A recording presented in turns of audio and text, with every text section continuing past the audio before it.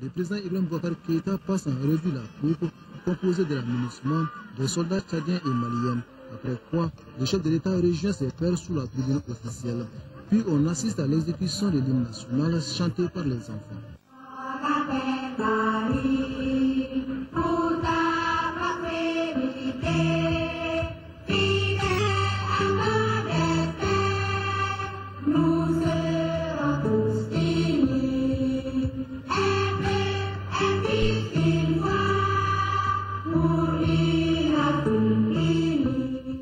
Après l'exécution de l'hymne national, l'assistance a eu droit à un documentaire sur le parcours d'Ibeka. Ensuite, 4 chefs d'État se sont adressés aux Maliens. Il s'agit de François Hollande de la France, Alassane Dramane Ouattara de la Côte d'Ivoire, Idriss Déby Itno du Tchad et du roi Mohamed VI du Maroc. Tous ont réitéré leur soutien au Mali pour une sortie rapide et définitive de la crise. Après ces assurances présidentielles, le public a assisté à une prestation de l'artiste Fandani Touré, suivie de celle des masques d'Ogom. Cette cérémonie marquant le début du mandat du président Ibrahim Boubacar Keïta devait s'achever par un défilé militaire et un tour d'honneur. 2 activités qui n'ont finalement pas eu lieu. C'est un nouveau départ pour le Mali et les soutiens des pays amis pour la réconciliation et la reconstruction ne feront pas défaut. Voilà ce qu'on peut retenir des discours prononcés par les présidents François Hollande, Alassane Ouattara, Idriss Déby Itno et Sa Majesté le roi Mohamed VI au cours de la cérémonie de prise de fonction du président Ibrahim Boubacar Keïta. Ils n'ont pas aussi manqué de formuler des vœux de réussite, mais aussi des conseils pour le nouveau président et le Mali. Voyons les points saillants de ces différents discours avec Sidiki Dambeli. Sa Majesté le roi Mohamed VI, 4 grands dirigeants, 4 discours avec un dénominateur commun, célébrer le Mali. Car en effet, c'est une nouvelle page de l'histoire politique du Mali qui s'ouvre avec cette cérémonie officielle de prise de fonction du président Ibrahim Boubacar Keïta. Vœux ardents de réussite, mais aussi des sages conseils, les homologues du président Keïta ont prouvé qu'ils étaient plus engagés aux côtés du Mali et des Maliens. Le chantier qui est devant vous est vaste et complexe. Vous en êtes le principal maître d'ouvrage. Vous n'avez pas droit à l'erreur et vous ne réussirez à reconstruire le Mali tout seul. D'où la nécessité d'associer toutes les forces vives du pays à l'œuvre colossale de la réconciliation qui vous attend. Face à la situation particulière que vient de traverser le Mali, il faut sortir des sentiers battus par des initiatives exceptionnelles. L'union sacrée, la cohésion, tels sont les vœux chers au président ivoirien Alassane Ouattara, président en exercice de la CEDEAO, pour qui, je cite, « Nous sommes tous Maliens aujourd'hui et pour toujours ». La preuve par la langue. Amis Pérez, chers frères et sœurs, Ivoiriens ou Coca faux. Anibara, Allah et Ambe Djemé. Et de poursuivre, le Mali revient de loin, de très loin. Le retour à l'ordre constitutionnel démocratique du Mali et la restitution de l'intégralité du territoire a été le fruit de la solidarité de la CEDEAO, de l'Union africaine, de l'Union européenne, des Nations unies, de la France, des États-Unis d'Amérique, des pays du Champ, du Tchad, de l'ensemble des pays contributeurs de troupes et de toute la communauté internationale. Réconciliation, reconstruction, restauration, les défis sont nombreux, les chantiers très grands, mais pas de soucis, le Mali pourra compter sur le soutien plus azimut de ses amis, à l'image de la France, de François Hollande, pour qui son pays honore une dette. La France sera là pour vous accompagner, pour le développement, pour l'État, la démocratie, pour la réconciliation. La France le fera avec les moyens de son budget, mais elle le fera aussi avec les collectivités locales françaises, qui sont en coopération depuis longtemps avec leurs homologues maliens. La France le fera avec ses entreprises qui seront mobilisées pour la reconstruction. La France le fera avec les organisations non gouvernementales pour aider la population. La France le fera avec l'UNESCO pour réhabiliter le patrimoine de Tombouctou, reconstruire les mausolées, réparer les parchemins. La France le fera avec l'Europe en mobilisant plusieurs milliards d'euros pour la relance durable du Mali. Aujourd'hui, amis maliens, amis africains, le combat que nous engageons, il est pour gagner la paix, assurer la sécurité alimentaire, venir en soutien aux victimes des inondations, permettre l'accès de tous à la santé, à l'éducation, accueillir les réfugiés et les déplacés pour qu'ils puissent vivre dans leur pays. Réconciliation, le mot est prononcé 5 fois par Sa Majesté le roi Mohamed VI, qui se dit conscient des défis qui attendent le nouveau président malien. C'est pourquoi le royaume chérifien n'entend pas lésiner sur les moyens pour aider les Maliens à réaliser leurs rêves. Je me félicite de la signature demain d'un accord portant sur la formation au Maroc de 500 imams maliens sur plusieurs années. Attaché à la coopération sud-sud, le Maroc ne ménagera aucun effort pour accompagner le Mali, pays frère et voisin, dans les secteurs socio-économiques que votre pays estimera prioritaires. Il apportera son appui au programme malien de développement humain, notamment en matière de formation des cadres, d'infrastructures de base et de santé. Un constat. À l'unanimité, tous ont salué ce nouveau départ du Mali et promettent de l'accompagner dans son développement durable. Reste maintenant aux nouvelles autorités d'adopter des politiques vigoureuses en vue de relever les urgents défis de la réconciliation et de la reconstruction nationale. Le président de la République a solennellement renouvelé ses engagements pris lors de son investiture le 4 septembre dernier. Un discours de remerciement certes, mais retraçant les grandes lignes de ses promesses pour un Mali nouveau.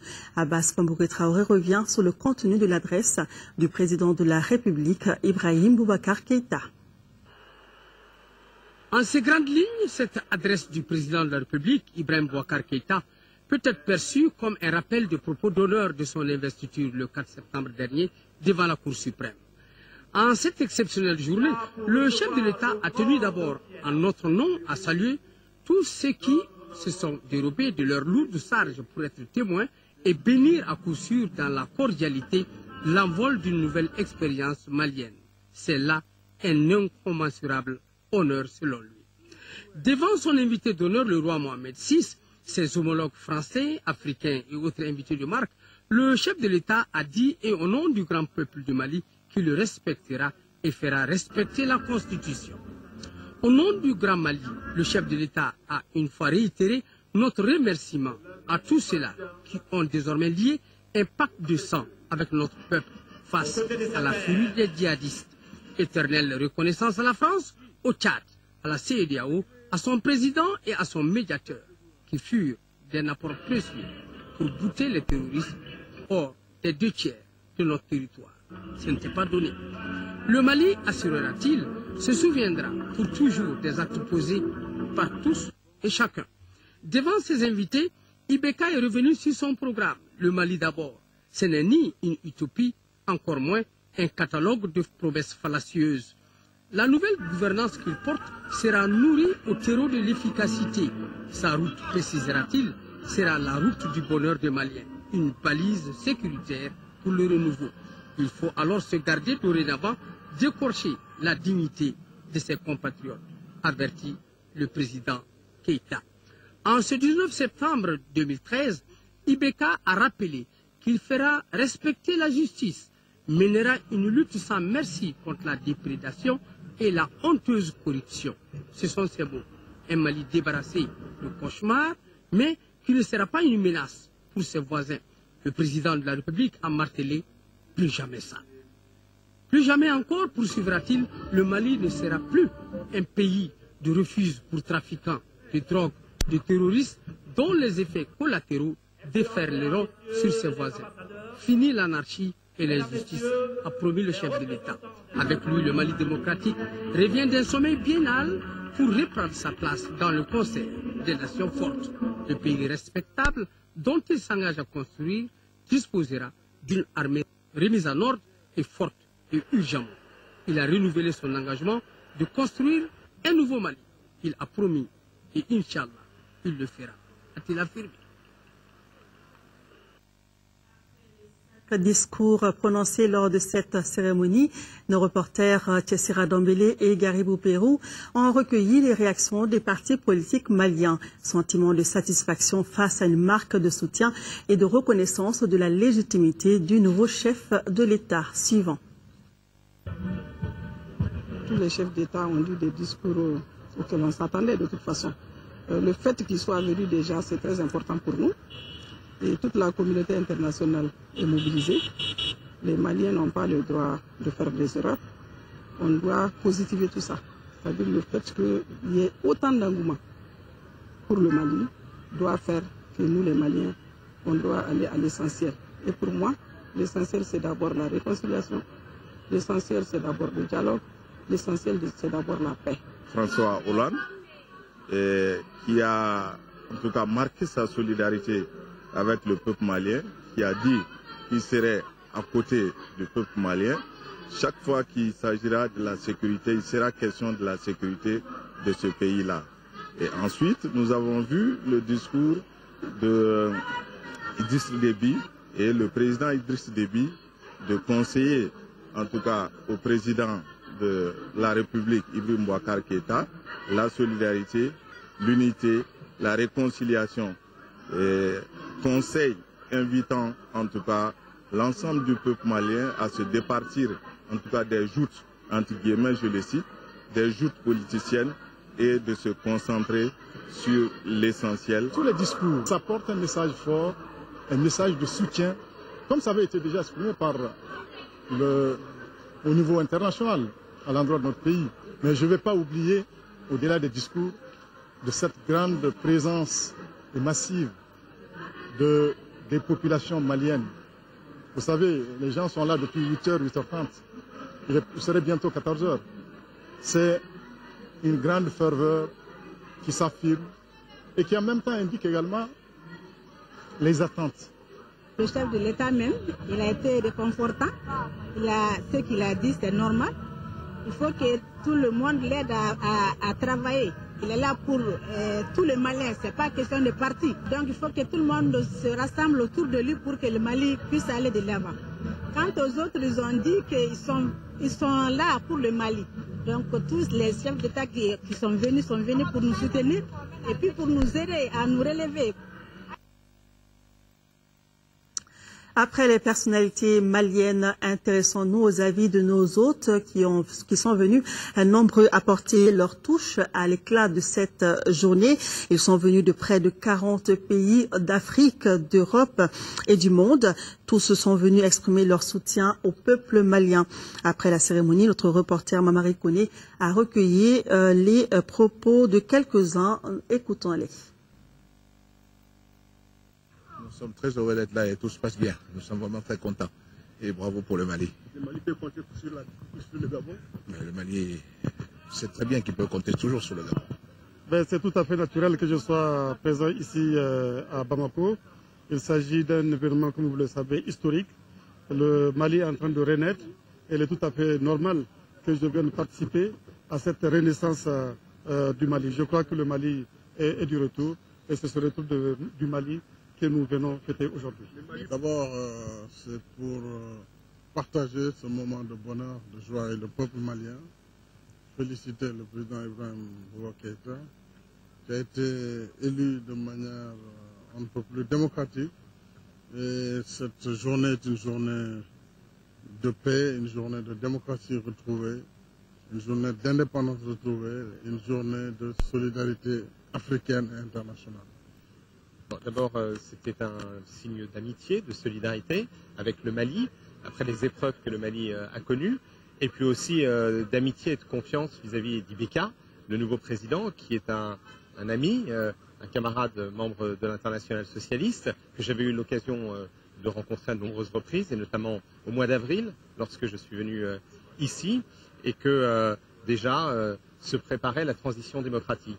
Je crois qu'après avoir réussi à faire en sorte que le Mali retrouve sa pleine souveraineté, grâce à la solidarité internationale, il faut aujourd'hui que cette solidarité internationale soit aussi au rendez-vous des nouveaux défis que le Mali doit relever, ceux du développement, ceux de la réconciliation, ceux de la reconstruction, de la refondation, comme a dit le président Ibrahim Boubacar Keïta. Et c'est le sens de ma présence ici, en tant que premier secrétaire du Parti socialiste de France, de dire que nous continuerons à être aux côtés du peuple malien et aux côtés du président que les citoyens maliens se sont choisis dans une élection exemplaire, et que nous continuerons à mobiliser en France l'opinion publique et puis dans toute l'Europe pour qu'il y ait l'appui, la solidarité nécessaire à réussir ces nouvelles étapes qui sont là maintenant devant le Mali. J'ai été émerveillé, pas seulement moi, je crois que c'est l'ensemble du peuple malien. Et laissez-moi vous dire, c'est vrai que je suis le président de la diaspora, mais on était nombreux cette fois-ci à ce rendez-vous parce que tout le monde sent l'engouement. Et nous avons assisté à une très belle cérémonie. Et surtout, ce qui m'a frappé, c'est le nombre important de nos amis. En tout cas, le président de la République a invité ses pairs africains, et même au-delà. Et ils ont répondu à son appel. Ils sont venus, ils ont partagé avec nous ce moment de bonheur. Et c'est des invités de qualité. Parce que, comme vous le savez, c'est grâce à eux, en partie, aujourd'hui, que nous sommes... nous avons pu célébrer, n'est-ce pas, cet événement, parce qu'ils nous ont aidés lorsqu'on avait des problèmes. Je pense que c'est une très grande fête pour le peuple malien et pour toute notre union, l'Union économique et monétaire ouest-africaine, pour ce que le peuple malien a su faire pour relever ce grand défi, qui n'était pas simple, mais je pense que ce défi a été à la hauteur du peuple malien. C'est un honneur pour tout Malien, et particulièrement nous les Maliens du Guinée, d'assister à une investiture de cette taille. Nous assistons en même temps que beaucoup de chefs d'État d'Afrique et d'Europe. C'est là vraiment pour quelqu'un qui a connu le Mali il y a 18 mois, c'est un motif de fierté. Vraiment, nous sommes très heureux et nous pensons qu'à partir de là, les Mali et les Maliens retrouveront leur place dans le concert des nations. Très content d'être là aujourd'hui. Je crois que ce que IBK a fait, c'est une manière, et l'hommage rendu par les rois, par les présidents du monde entier, un honneur d'être là, vraiment, très fier. J'étais très content d'être là et nous sommes tous très heureux de l'investiture du président IBK. Clairement, une nouvelle page de l'histoire du Mali s'ouvre après cette élection qui a été si nettement réussie par tous les Maliens. Voilà, et notez que nous vous proposerons demain l'intégralité du discours du président de la République, Ibrahim Boubacar Keïta, discours prononcé au stade du 26 mars. Et puis les présidents français François Hollande, Idriss Déby Itno du Tchad et Ibrahim Boubacar Keïta ont animé tout à l'heure une conférence de presse à Koulouba. Au cours de cet échange avec la presse, les trois chefs d'État ont évoqué la situation sécuritaire au Mali, dans la bande sahélo-saharienne et dans le monde. Nous y reviendrons d'ici la fin de ce journal. En attendant, 3 points névralgiques de la capitale ont attiré l'attention des populations. Il s'agit de l'aéroport de Bamako-Sénou, du stade du 26 mars et du palais de Koulouba. Malgré la journée chômée, nombre de Maliens vaquaient à leurs occupations. Pour autant, la circulation était fluide à ces endroits-là. Et c'était grâce à un dispositif sécuritaire bien élaboré. Le point avec notre reporter Alocene Touré. En cette matinée du 19 septembre, la circulation sur le trajet allant du pont Fad à l'aéroport de Bamako-Sénou jouit d'une grande fluidité. Même scénario entre l'aéroport et le stade du 26 mars. Les délégations officielles qui empruntent ce trajet parviennent aisément à leur destination. Et pour cause. Pour cet événement, nous avons engagé l'ensemble des 5 compagnies du GMS. Quand on comprend qu'une compagnie fait environ 200 et quelques éléments, vous pouvez vous faire déjà une idée sur le nombre. Donc, comme je l'ai dit, pour l'événement, nous avons déjà prédisposé des forces au niveau des commissariats de sécurité publique, 13e arrondissement, 7e arrondissement et les autres compagnies de la ville, qui, en cas de pépin, doivent intervenir. Il y a un jalonnement très important du domicile du président de la République jusqu'à l'aéroport, de l'aéroport jusqu'ici. Pourtant, à certains endroits, ça coince, en particulier à l'approche du stade du 26 mars. Ceci m'a été signalé. Il y a un problème de coordination. Il faut se dire que tous les éléments qui sont ici ne sont pas du GMS. Pour ce qui est de la ceinture extérieure, ce sont les éléments de la garde nationale.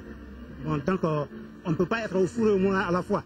Cet après-midi, le balai de véhicules officiels convergeant vers Koulouba se poursuit, le point d'aboutissement étant le banquet de la présidence de la République. Vu le nombre élevé vraiment des véhicules, nous avons vraiment un nombre limité par rapport au parking, donc tout le monde ne pouvait pas partir en même temps.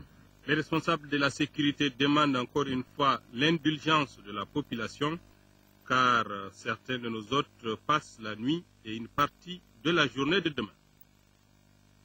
Cérémonie exceptionnelle, couverture grandiose. C'est du moins ce qu'on peut noter de cette cérémonie solennelle. Plus d'une centaine de journalistes étrangers ont fait le déplacement de Bamako pour couvrir cet événement, avec cependant quelques difficultés liées à la sécurité. Mohamed Diarra nous en parle.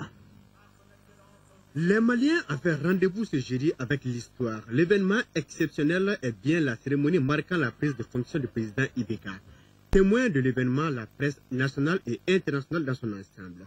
Une centaine de journalistes a fait le déplacement à Bamako pour couvrir cette cérémonie. Certains accompagnent leur chef d'État et d'autres, compte tenu de l'importance de la manifestation, sont venus en freelance. Certains journalistes nationaux et internationaux sont à leur première expérience. C'est ma première fois. L'investiture officielle là, mais ce n'était pas assez grandiose que ça. Avec le nombre important des délégations qui se présentent aujourd'hui, je pense que c'est exceptionnel au Mali. Mais les événements se suivent, elles ne se ressemblent pas, c'est vrai. À chacun son dispositif et son plan de couverture. Certains retransmettent l'événement en direct sur leurs chaînes respectives. Le Maroc a déployé un nombre vraiment important pour couvrir cet événement parce que c'est un événement un peu spécial. C'est la première fois que notre roi comme le Mali. Il y a deux chaînes qui couvrent ce genre d'événement. On a la première chaîne, la CNRT, et la deuxième chaîne, la deuxième. La première chaîne, elle a assuré hier l'arrivée du roi en direct. Aujourd'hui, ils font la même chose. Concernant la couverture, ça va surtout être en fait des directs, puisque le président reste que 6 heures sur place. Ensuite, il y a des sujets qui seront faits depuis Paris, depuis les images qui seront envoyées ici. Mais les journalistes qui sont là en télévision, ce sont surtout des directs. La presse nationale, aussi bien qu'internationale, n'a pas lésigné sur les moyens humains et logistiques pour couvrir l'ensemble des activités. C'est un grand événement et pour l'occasion, l'histoire a mobilisé une équipe très forte avec des journalistes et des photographes. La RTI est fortement mobilisée. Nous avons un journaliste de Fraternité Matin, notre quotidien national. Je suis moi-même journaliste et directrice des reportages institutionnels à la RTI. Donc à ce titre, je suis là. Nous avons un monteur, un caméraman et toute l'équipe présidentielle. L'ORTM aussi, comme d'habitude, au cœur des grands événements, a sorti la grosse armada pour permettre à tout le monde de suivre l'événement. Un travail qui ne se passe pas sans difficulté. Certains ont du mal à atteindre leur cible. On n'a même pas encore fait d'image. Moi, je suis la presse présidentielle, je venais à mon président, mais la sécurité ne nous permet pas de travailler. Je suis venu à mon président depuis 5 heures, on a quitté l'aéroport, et voilà, je n'aime pas l'image de mon président. En tout cas, pour cette cérémonie grandiose, le défi de la couverture médiatique a été relevé. Voilà, c'était pas facile. En tout cas, le RTM a mis en place un grand dispositif. Une centaine donc de techniciens et de journalistes étaient sur le terrain pour vous permettre de suivre en direct toute la cérémonie. Alors, s'il y a un lieu où il se passe des choses souvent hors du commun, c'est bien dans les coulisses. Si tout le monde n'y a pas accès, ce n'est pas le cas des caméras de l'ORTM auxquelles rien n'échappe. Ibrahima Traoré était lui aussi dans les coulisses, suivant son reportage. Toute la matinée, des avions se sont succédés sur le tarmac de l'aéroport international de Bamako-Sénou. Pour ne rien rater, les chasseurs d'images se bousculent et sont malmenés à leur tour par les forces de l'ordre. Une véritable scène de combat. Dans le même temps, le protocole semble aussi débordé par le nombre croissant des délégations. Un avion vient de s'immobiliser. Qui est dedans? On ne sait pas. Le directeur du protocole file vers l'avion et apprend que c'est le président béninois.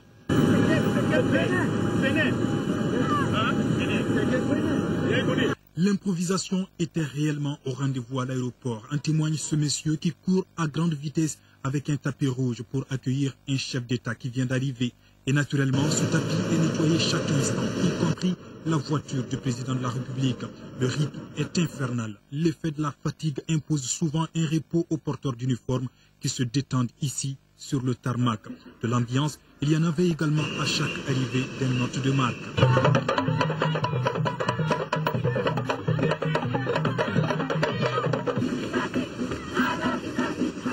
Les drapeaux maliens et français sur l'avion du président Hollande ont aussi attiré l'attention du public.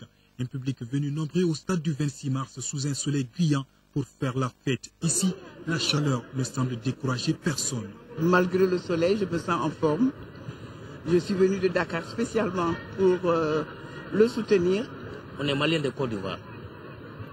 On est venu à 200 personnes. Autre coin, cette fois-ci plus attractif, le palais de Koulouba, qui réserve un déjeuner des grands jours aux invités de marque. Là aussi, on est fiers de cette belle journée au Mali. La fête a été très belle, un petit peu longue quand même, parce que les invités étaient fatigués avec trop de soleil. Mais je crois que c'est une bonne symbolique et il faut se féliciter que ça puisse être un point de départ pour la consolidation de la paix et de la démocratie dans notre pays. Ce jeudi 19 septembre aura été une véritable journée chargée pour les Maliens et les amis du Mali. La fête est historique, mais tout n'aura pas été rose. En tout cas, beau reportage.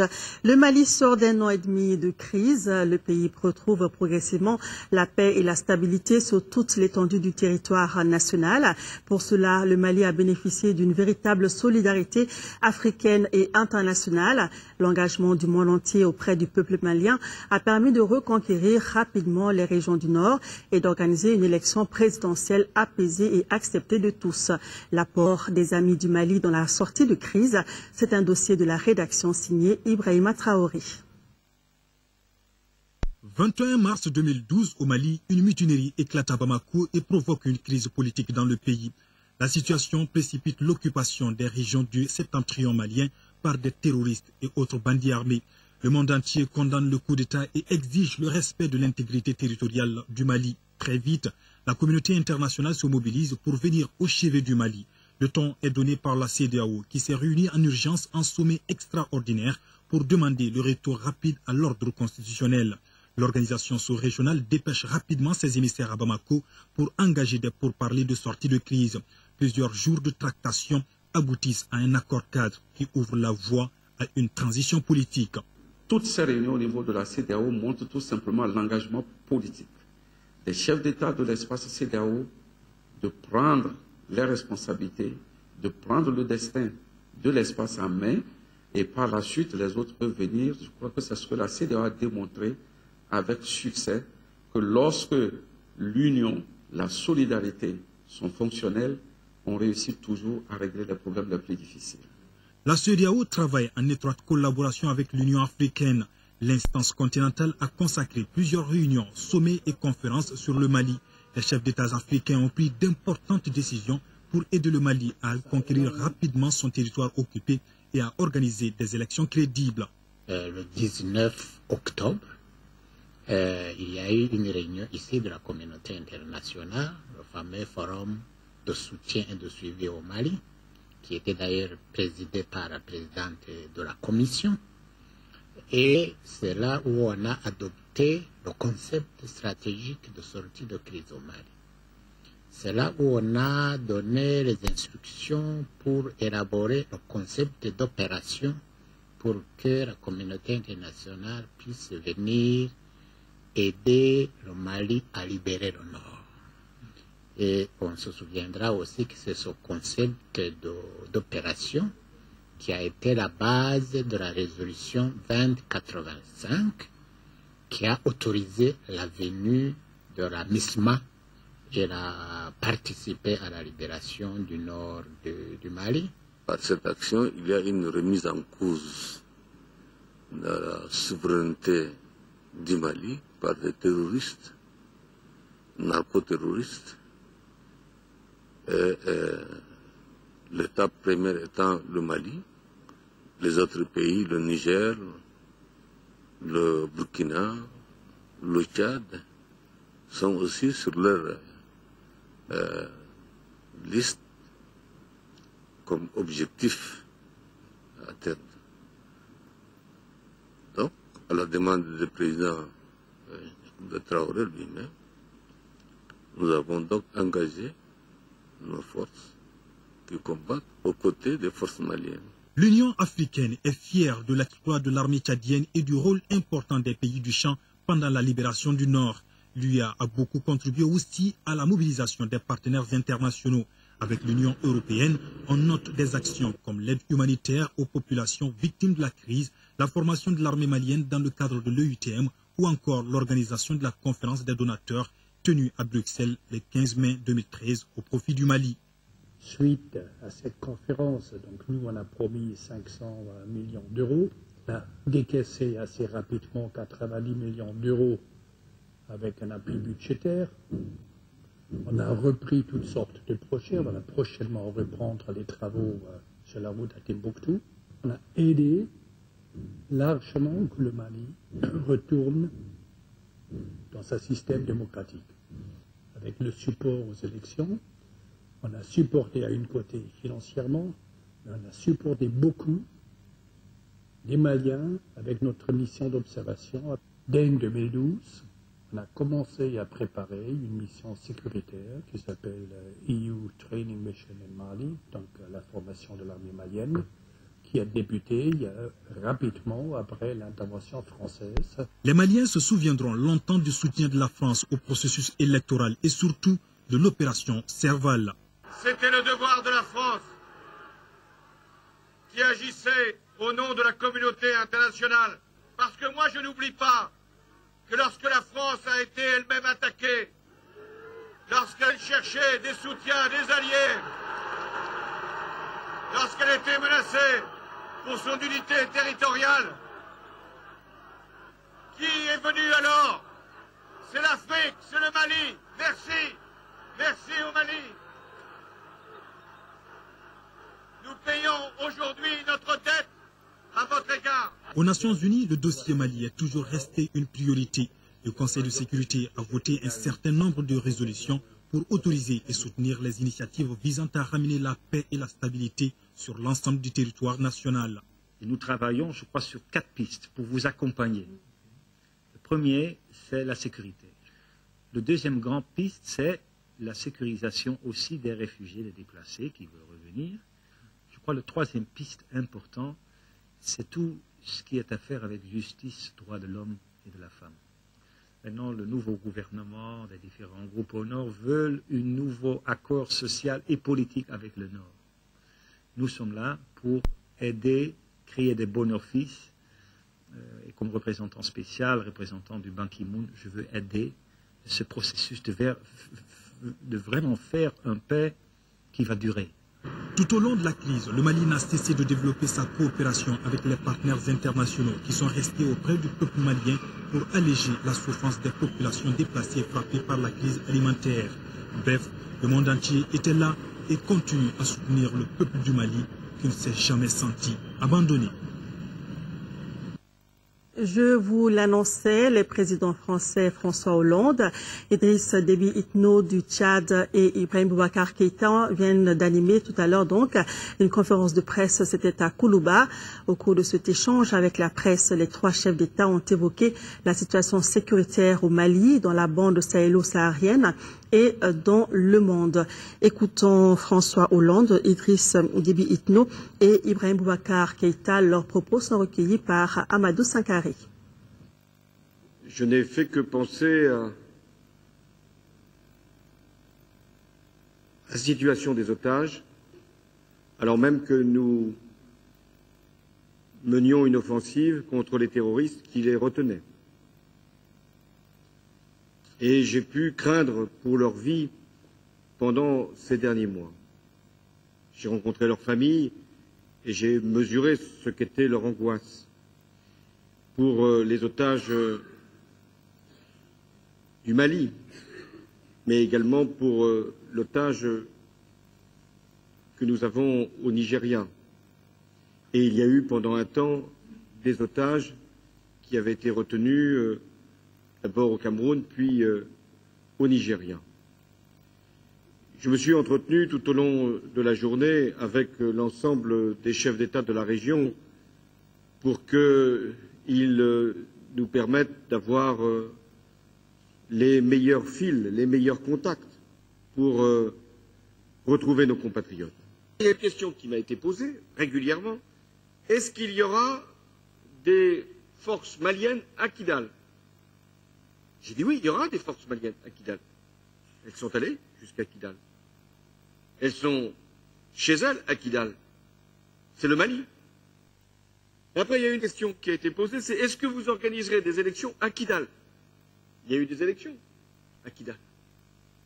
Eh bien, nous sommes à la disposition des autorités maliennes pour faire en sorte que tout le territoire malien, donc Kidal, soit sécurisé. Depuis le 1er juillet 2013, le contingent tchadien est sous l'ordre du MISMA. Il dépend du MISMA, mais ce n'est pas sur le sol du Tchad. Ce qui est arrivé, évidemment, certainement, il y a une...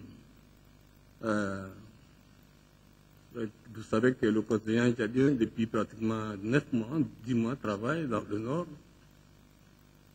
une région très austère, très difficile, bien sûr. Et donc, ça ne devrait pas être simplement le Tchad qui devrait être là. Il faudra, à un certain moment, le dégager et remplacer par d'autres contingents qui puissent, n'est-ce pas, maintenir, en fait, disons, la cohésion. Le rôle de chaque soldat étant dans cette coalition est important. Donc, personnellement, je ne trouve pas que il y a une situation grave. Je dis. À partir du moment où nous avions déjà prévu, déjà depuis longtemps, que ce contingent devrait être relevé en août, depuis août. Donc ce qui n'a pas été fait, nous attendions en fait, disons, il y a une procédure au sein de la MISMA. Nous attendions cette procédure. Donc maintenant, la procédure est lancée. Il y a une unité qui est préparée à N'Djamena, qui viendra donc remplacer l'unité qui a intervenu en février, après l'intervention, bien sûr, de Serval, l'opération Serval. Il s'agit maintenant au niveau du MISMA, qu'il assume, en fait, disons, ses responsabilités. L'immense déficit en matière de capacité à réagir, à répondre à une menace. Et le reste a été affaire de gouvernance. Donc le lien entre la gouvernance et la sécurité est évident. Dès l'instant où vous mettez à nier les évidences, où vous pensez que la menace ne concerne que le voisin, vous n'y avez aucune part, c'est la dérive qui a commencé et qui peut amener à l'abîme que nous avons connu. Longtemps, nous avons dit non, nous ne sommes pas concernés. Soyez les djihadistes, au fond, nous, ils ne font pas de mal à nous. Hein. Pas nous, les Maliens, qui sommes concernés, nous ne sommes que les receveurs de leur forfait. Eh bien, ils nous en appuient. Et je crois que c'est une question aujourd'hui qui est transfrontalière, qui nous concerne tous. Et plus tôt nous nous mettrons à y réfléchir, à y penser sérieusement, à trouver les solutions capables de nous faire progresser dans ce domaine par la mise en place d'un système de défense mutualisé, efficace, équipé, que nous soyons à hauteur en matière de renseignement.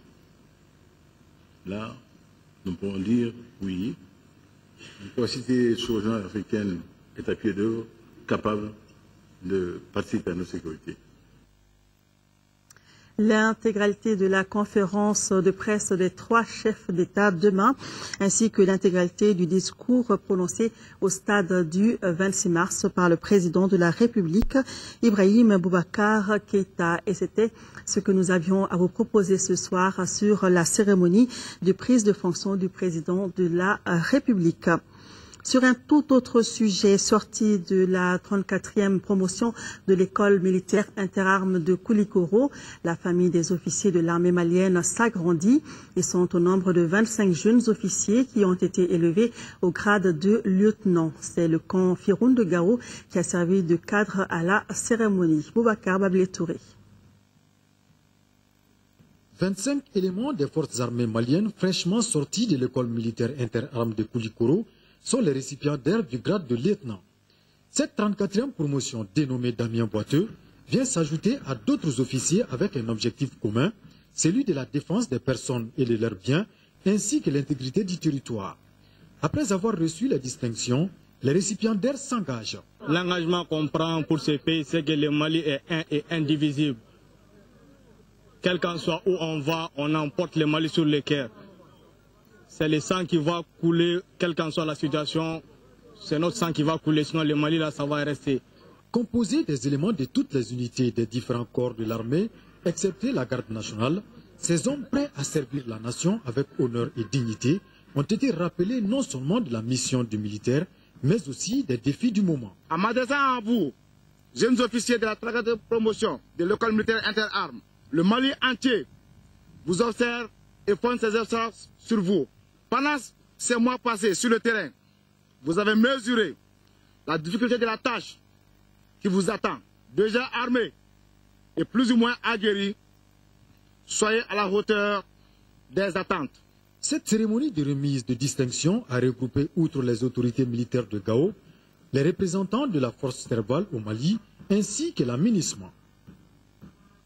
Restons à Gao où les forces armées de sécurité viennent d'effectuer une visite sur le site touristique de Sanei. Il s'agissait de faire le constat des pillages causés sur ce site par les chercheurs de trésors. Classé patrimoine mondial par l'UNESCO, le site de Sanei, en état de destruction, partage les mêmes réalités que le tombeau des Ascas dans l'histoire de Gao. Les précisions de Boubacar Bablé-Touré. Situé à 6 km de Gao, le site touristique Sanei fait l'objet de pillages ces derniers temps par certaines populations. Cela à cause des richesses et autres objets de valeur qui sont enterrés avec les corps, une pratique qui date depuis l'an 1009. Ce site partage les mêmes réalités avec le tombeau des Askia, classé par l'UNESCO patrimoine mondial. C'est le premier site avant le tombeau des Askia. Quand les Songhai ont quitté Koukia, ils se sont retrouvés ici depuis plus de 1000 ans maintenant. Et là où nous trouvons maintenant, c'est le cimetière. De l'autre côté, il y a leur habitat, là où ils sont restés. Les forces armées et de sécurité saisies sur la question par le mouvement des jeunes patriotes de Gao ont dépêché une mission sur les lieux. Le constat est amer, d'où la nécessité de prendre les mesures urgentes. Nous avons commencé des patrouilles immédiatement, des patrouilles quotidiennes de nuit pour dissuader vraiment des gens qui se présentent là et qui sont auteurs vraiment de ces actes vraiment peu orthodoxes. Et en second lieu, nous allons rendre compte aux autorités administratives et locales, je pense qui pourront prendre les décisions concernant la préservation de ce site-là. Si rien n'est fait, voilà encore une des valeurs culturelles de notre pays en voie de destruction. En préservant ce site, un cheval de bataille des jeunes patriotes de Gao, c'est toute une histoire qui est préservée. Car, dit-on, un peuple sans histoire est un monde sans âme. Quittons Gao et revenons un peu plus au sud, à Sikasso. L'hôpital de la ville est désormais en mesure de prendre en charge toutes les urgences cardiologiques. Le plateau technique du service concerné vient d'être renforcé avec des équipements de haute performance. La présentation du centre, c'est avec Sekou Konaté. Ces équipements, désormais au service des malades souffrant de problèmes cardio, vont des seringues électriques aux appareils Holter pour surveillance de télémétrie, en passant par les holters tensionnels, les défibrillateurs semi-automatiques, les appareils d'échocardiographie équipés de Doppler tissulaires, les appareils d'électrocardiogramme équipés d'écrans LCD et aspirateurs de mucosite. Actuellement, toutes les urgences cardiologiques peuvent être gérées à l'hôpital au service de cardiologie de l'hôpital de Sikasso, et notamment les pathologies coronariennes, les syndromes coronaires aigus que nous rencontrons fréquemment et qui nous a permis d'améliorer la prise en charge des plateaux techniques et la prise en charge des patients. Un véritable vent de soulagement pour les patients désormais dispenser des longs voyages pour assurer la prise en charge des cas d'infarctus myocarde ou syndrome coronarien aigu. Désormais, ils ont la possibilité d'avoir des prestations de qualité en matière de cardiologie à l'hôpital de Sikasso. Que ce soit dans la région de Sikasso, que ce soit hors de la région de Sikasso, les malades peuvent être pris en charge correctement à l'hôpital de Sikasso, au service de cardiologie. Une démarche de renforcement du plateau technique que l'hôpital de Sikasso veut étendre à l'ensemble des services pour le mieux-être des populations. Retour à Bamako, mais nous restons dans le domaine de la santé. L'Agence nationale d'évaluation des hôpitaux a tenu ce matin dans ses locaux la deuxième session extraordinaire de son conseil d'administration. Au cours de la rencontre, les administrateurs ont procédé à l'examen et l'adoption du projet d'établissement et du manuel de procédure administrative. Agibou Koulibaly. Le projet d'établissement qui est soumis à l'appréciation des administrateurs vise l'amélioration de la performance de l'Agence nationale d'évaluation des hôpitaux à travers l'évaluation des établissements hospitaliers en vue d'assurer des soins de qualité. Quant au manuel de procédure, son objectif est d'améliorer le fonctionnement de l'Agence nationale d'évaluation des hôpitaux grâce à un système de gestion administrative, comptable et financière efficace. Pour mettre en œuvre ce projet d'établissement, il sera utile de mobiliser, et cela exclusivement sur le budget d'État, un montant de 2 431 306 195 francs sur les 5 ans, répartis en investissement à hauteur de 22% et en fonctionnement de 72 autres pourcents. Le département en charge de la santé et de l'hygiène publique, à l'instar des autres, veillera à l'application stricte des orientations du président de la République, parmi lesquelles l'éthique de la responsabilité pour valoriser le travail, le mérite et l'excellence. À l'issue de cette session, l'Agence nationale d'évaluation des hôpitaux sera dotée d'outils de planification stratégique et de guides de bonnes pratiques administratives, comptables et financières. L'Agence nationale d'évaluation des hôpitaux a pour mission, entre autres, d'apporter aux hôpitaux des conseils techniques et de donner au ministère en charge de la Santé tout avis qu'elle juge utile pour permettre aux hôpitaux de mieux accomplir leur mission. Et dans nos kiosques, la revue Secteur privé et agricole fête à sa manière les festivités du 19 septembre par la parution de son numéro spécial avec l'édition du doyen Joseph Keita sur les premières vérités d'Ibeka pour le retour de nos valeurs. De même, vous découvrirez en plaquette détachable sous la plume de Cissé Keita l'ADRS dans la zone de Bafoulabé. Secteur privé est déjà en vente au prix de 1500 francs CFA. Comment réussir la réconciliation nationale après les dures épreuves qu'a traversé notre pays? C'est la question à laquelle s'intéresse ce soir l'interview de la semaine. Yaya Konaté reçoit Cheikh Oumar Diarra, ministre de la Réconciliation nationale et du développement des régions du Nord. Entre autres questions abordées, le cas spécifique de Kidal, où le ministre s'est rendu le week-end dernier. L'interview de la semaine qui reprend du service. Rendez-vous donc après ce journal. Voilà, c'est tout pour cette édition en ce jeudi 19 septembre marqué par la prise de fonction du président de la République, Ibrahim Boubacar Keïta, en présence de nombreuses personnalités. Merci à vous de nous avoir suivis tout au long de cette journée. Passez d'autres bons moments avec votre télévision nationale.